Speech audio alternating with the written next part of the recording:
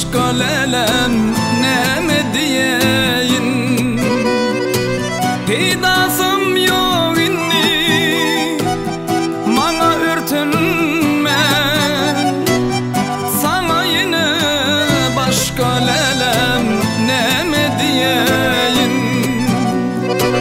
Hidasım yok inni bana örtünme, sana yine başka lelem ne mi diyeyin.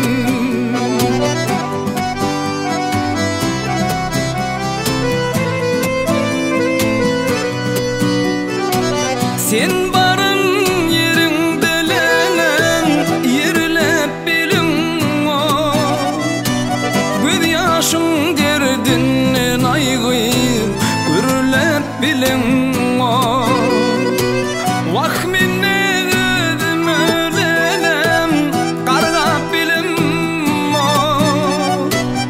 sana yine başka lelem ne mi diyeyin.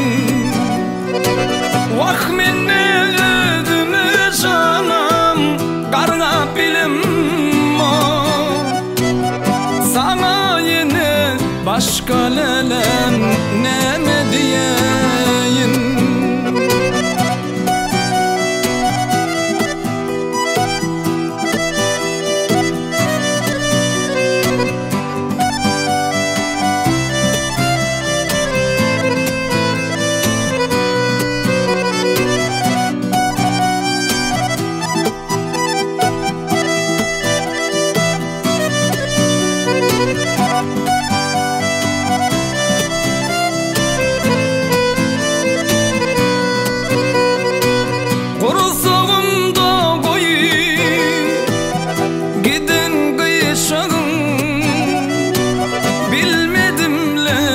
Ömür baki meni kıyacağın, kıyılma kılım deyip dinle diyeceğim. Sana yine başka lelem ne mi diyeyin. Kıyılma kılım deyip dinle diyeceğim. Başka lelem ne mi diyeyin.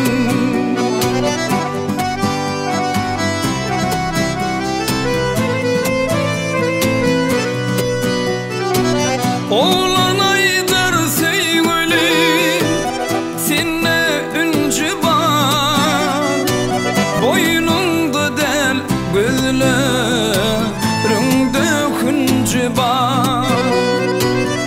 Yeri bul Yasin yedin minçi var, sana yine başka lelem ne mi diyeyin.